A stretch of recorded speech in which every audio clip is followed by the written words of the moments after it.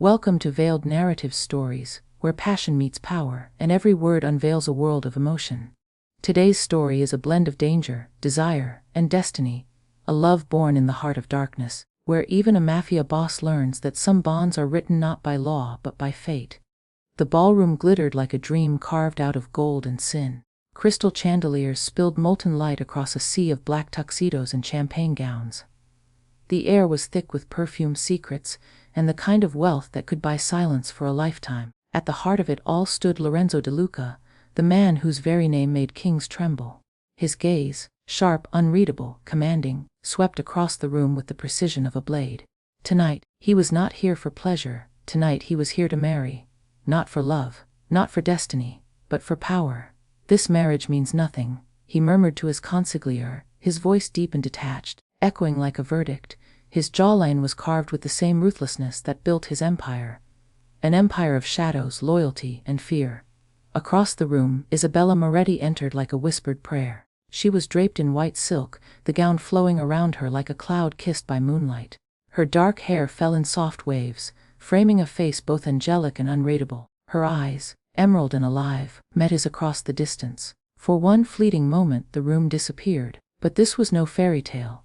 This was a transaction sealed in blood. The DeLuca and Moretti families had been at war for decades, streets stained, men lost, empires trembling. This marriage was a truce, a performance meant to satisfy the underworld's hunger for peace. Isabella knew it. Lorenzo knew it. The entire room knew it. As the ceremony began, the priest's voice trembled, sensing the tension that hummed like electricity.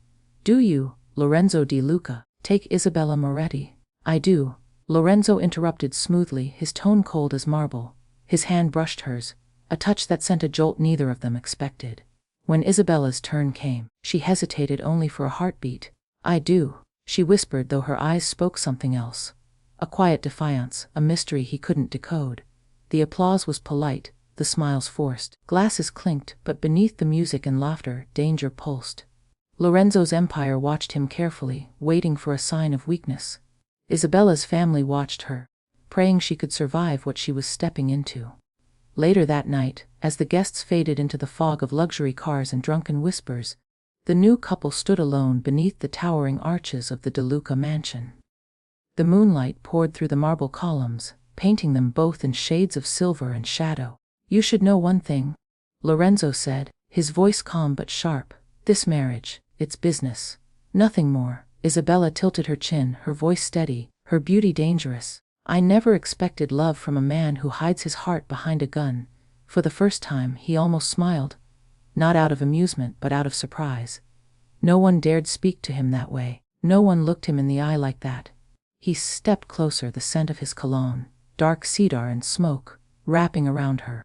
"You're brave," he said softly. "Or foolish." "Maybe both," she replied. The silence between them grew thick, charged with something neither could name. Her pulse quickened. His jaw tightened. The air itself seemed to lean closer, listening. Then he turned away. "You'll have your own wing," he said curtly. "We'll play the perfect couple when we must. But don't expect anything else from me." As he walked away, his footsteps echoing through the marble halls, Isabella stood alone in her wedding gown, beautiful, untouchable, and heartbreakingly out of place. Yet, there was no fear in her eyes, only a quiet strength, because Isabella Moretti was not just a bride. She was a woman with a purpose. The night deepened. The city outside pulsed with lights and whispers of danger. And in the mansion's upper rooms, two hearts, strangers, enemies, and soon, to be lovers, beat beneath the same roof for the first time. Lorenzo poured himself a glass of whiskey, staring out the window as rain began to fall over Naples. He told himself this was just a contract, a cage of convenience. But his mind kept returning to her. The way she stood unflinching, the calm in her voice, the way her eyes held more secrets than even his world could contain. He didn't believe in destiny. He believed in control. But as the storm outside raged, Lorenzo DeLuca felt something inside him he hadn't felt in years. A disturbance, a spark, a beginning he didn't choose. And far down the hall, Isabella stood before her mirror, removing her diamond earrings with trembling hands. Her reflection stared back at her, the reflection of a woman trapped between loyalty and love, between duty and desire. "This marriage means nothing," she whispered, echoing his words. But even as she said it, Her voice trembled with something dangerously close to hope. Outside, thunder rolled. Inside, a story had just begun, one written in luxury, deception, and the slow, inevitable fire of a love neither of them had planned. The DeLuca mansion stood at the edge of the sea, a fortress of marble and shadow. From the outside it was flawless. Fountains whispered secrets in the courtyard, and roses climbed the stone walls like flames chasing heaven. But inside, silence ruled. It had been 3 days since the wedding, 3 days since Isabella Moretti became the wife of Lorenzo DeLuca, the most feared man in southern Europe. And in those 3 days, not once had her husband spoken to her beyond what duty required. She lived in the East Wing, he in the West. Between them stretched halls so wide and silent they felt like oceans. At breakfast, she would find the table already set, white linen, gold cutlery, coffee steaming beside her untouched croissant. Lorenzo never joined her. He dined in his study, surrounded by papers, men in suits, and the scent of smoke. Yet she could feel him everywhere. In the scent of his cologne that lingered on the banister. In the sound of his voice echoing faintly through the corridors. In the eyes of the guards, who looked at her with both respect and warning, the new queen of a dark kingdom. Every evening, when the sun sank into the Tyrrhenian Sea, she would step onto her balcony. From there, she could see the waves crash against the cliffs, wild and relentless, just like him. And sometimes when the wind shifted, she could catch the faintest sound of piano music. Lorenzo played, though no one was ever allowed to listen. It was the only time his soul escaped the armor of power and pain he wore so carefully. She listened. Every night, and without realizing it, her heart began to tune itself to his melody. One evening, as the rain began to fall softly, Lorenzo returned home earlier than usual. His shirt was still damp from the storm, the collar slightly undone, a rare imperfection. He found Isabella in the library sitting by the fire, reading the Count of Monte Cristo. He stopped at the doorway. Something about her, the way the firelight danced across her skin, the calm poise in her posture, made him pause. "You're reading about revenge," he said finally, his voice deep, smooth, but distant. She looked up, closing the book gently. "You think revenge is a man's game?" He smirked. "It's everyone's game, but only men know how to win it. Then maybe that's why they lose everything else." Her words struck him like a quiet bullet. He should have walked away, but instead, he stepped closer. The air between them thickened. The flames crackled softly, casting their faces in gold and shadow. "You speak too freely for someone in this house," he said. She met his gaze without fear. "And you listen too little for someone who wants control." He froze. Not because of her defiance, but because of the calm beneath it. Most people cowered before him. She intrigued him. Her voice was steady, her presence unshaken. There was power in her silence. A power that didn't come from guns or men, but from something far more dangerous, grace. Lorenzo turned his eyes toward the fire. "You think you can understand this world, Isabella? You can't. It's built on loyalty, not feelings." "Loyalty," she said softly, rising from her chair. "Or fear?" He looked back at her, and for the first time, he didn't have an answer. The rain outside deepened, the thunder whispering like an omen. She took a step closer, close enough that he could smell the faint trace of jasmine in her hair. "I'm not your enemy, Lorenzo," she said gently. "But you treat me like one." He clenched his jaw, his control slipping for a breath. Her nearness stirred something buried deep, something he'd sworn to kill years ago. "Because I don't believe in love," he said finally, voice raw, low, almost broken. "Then you don't believe in life?" she whispered back. The silence that followed was heavy, not empty, but full. Full of words they couldn't say, of questions neither dared to ask. He turned away first. "Go to bed, Isabella," she smiled faintly, not in mockery but in understanding. "Good night, husband." That night Lorenzo sat alone in his study, staring at the fire until it burned itself out. Her words echoed in his head. "Then you don't believe in life."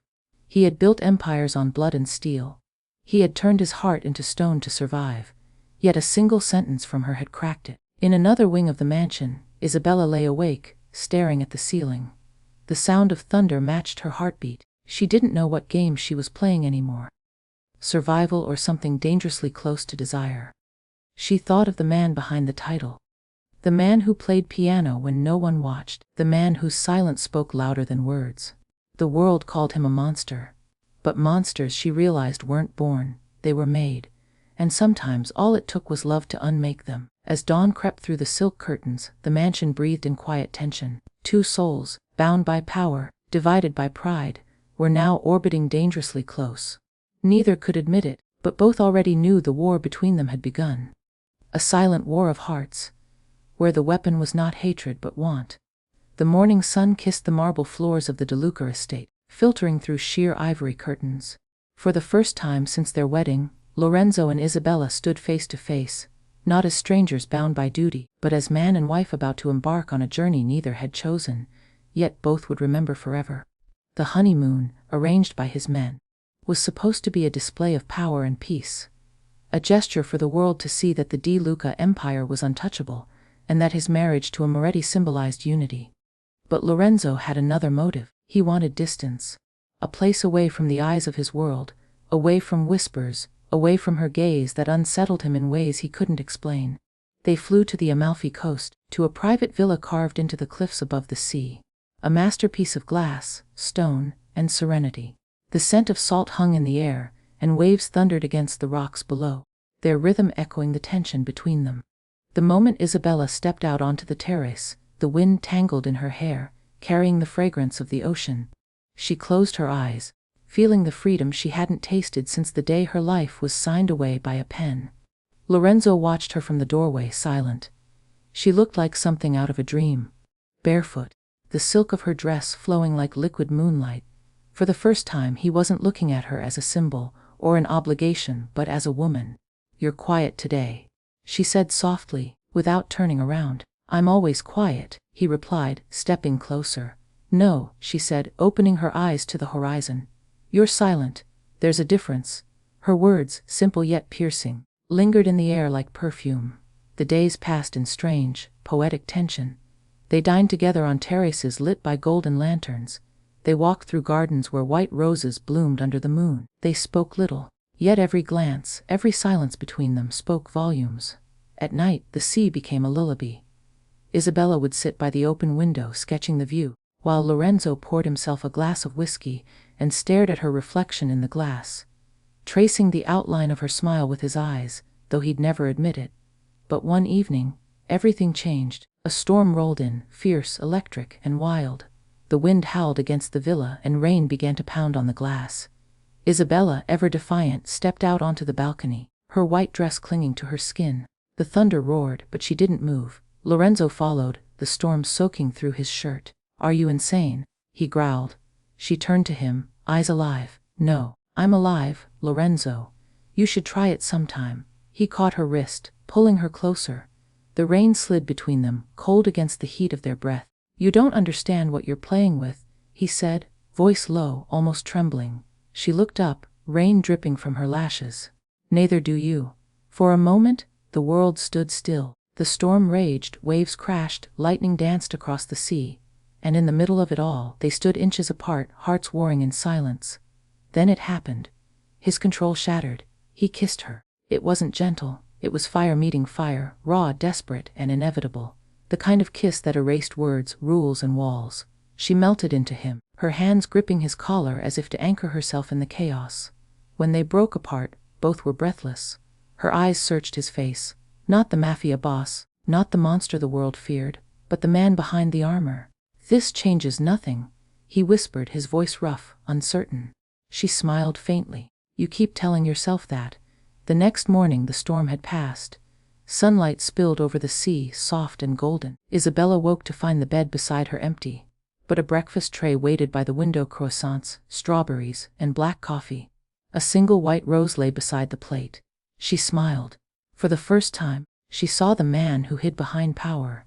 A man capable of tenderness, though he'd rather die than admit it. Later that day, as they walked along the cliffs, the world seemed to soften.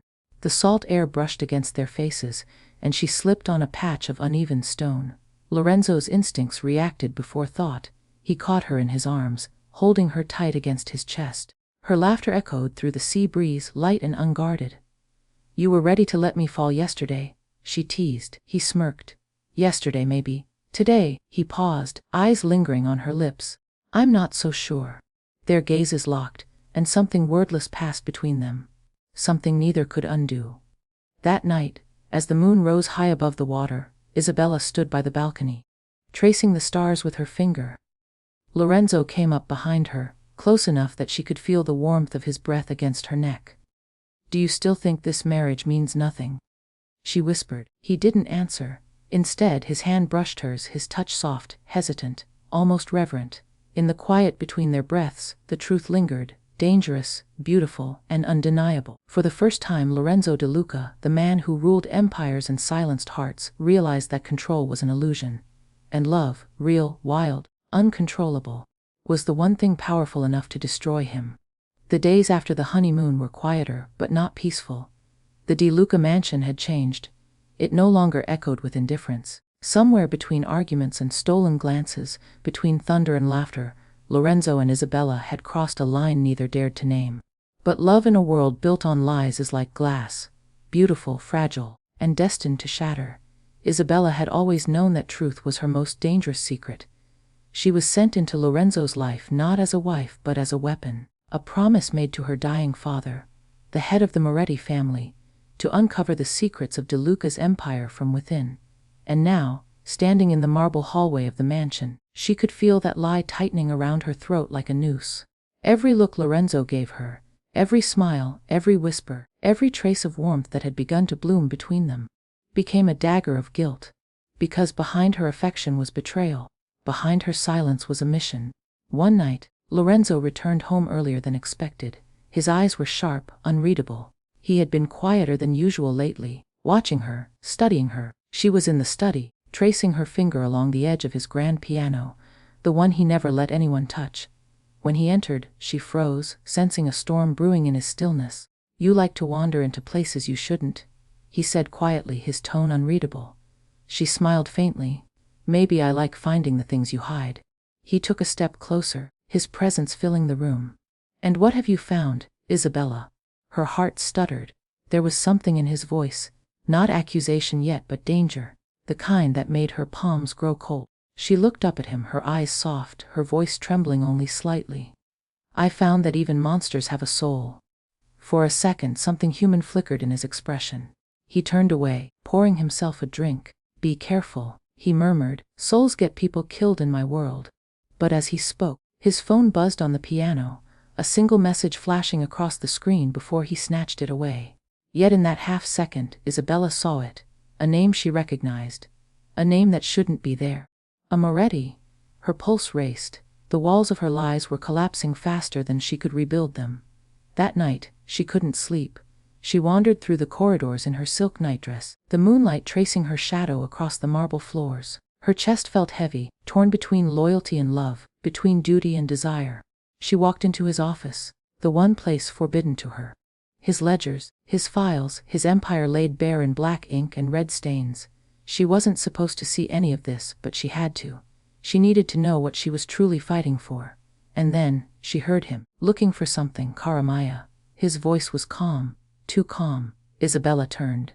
Lorenzo stood at the doorway, his face in shadow, his eyes burning with something between pain and fury. He had caught her. Her throat went dry. "Lorenzo, save it." He stepped closer, the sound of his shoes on the marble floor echoing like a countdown.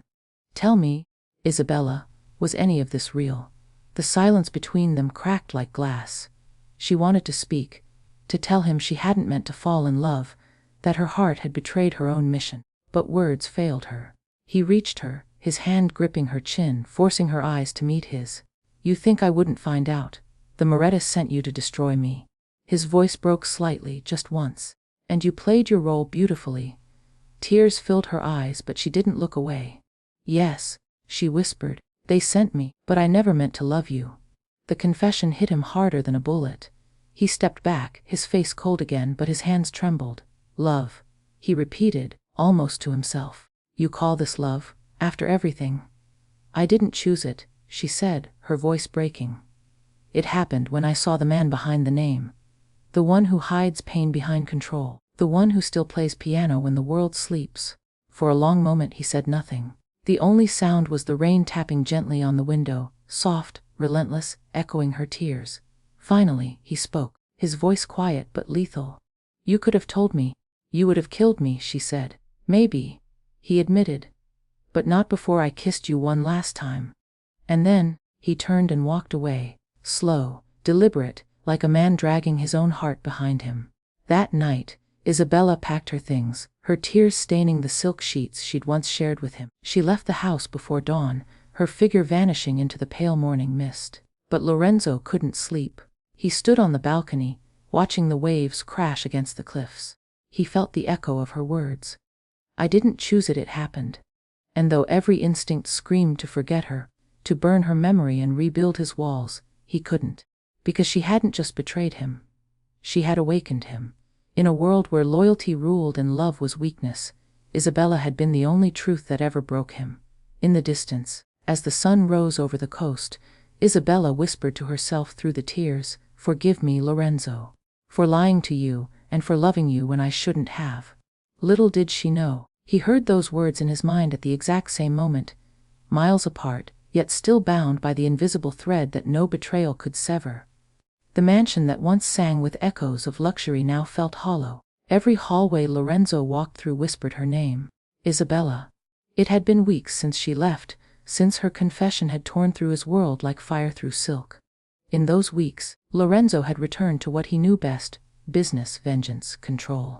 But something inside him had changed. His empire stood untouched, but his soul was in ruins. He had built his life upon rules.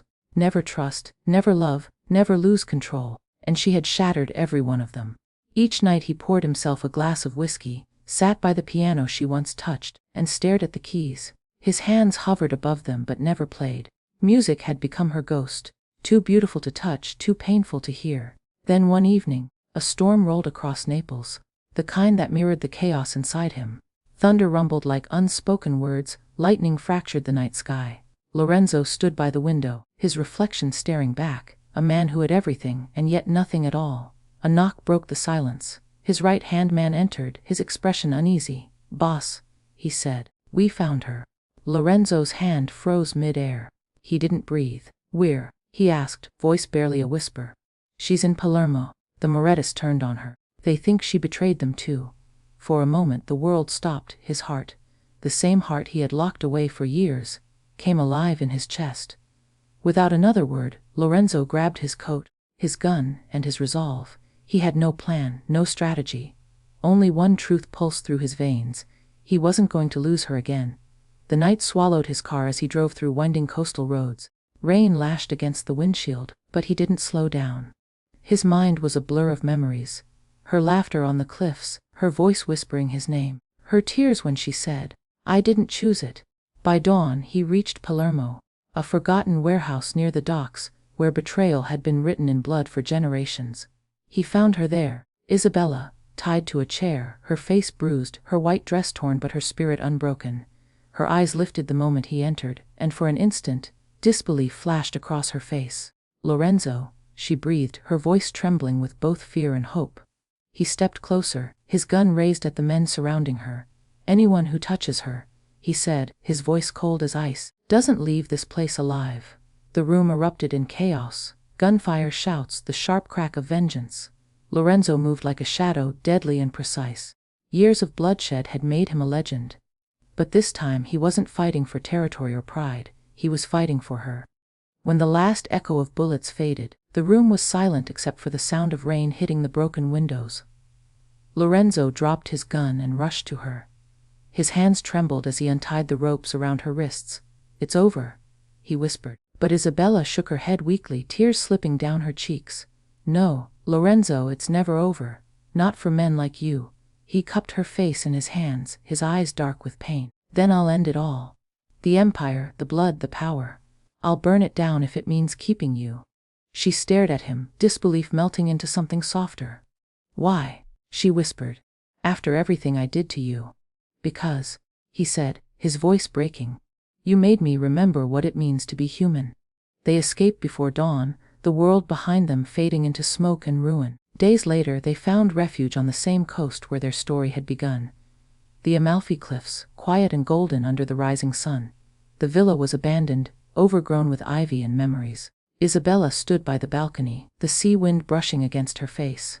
Lorenzo approached her slowly, no longer the Mafia boss the world feared, but a man stripped bare of his armor. "Do you regret it?" she asked softly without turning. He stepped closer, his voice deep and raw. I regret every day I didn't touch you. Every night I chose power over peace.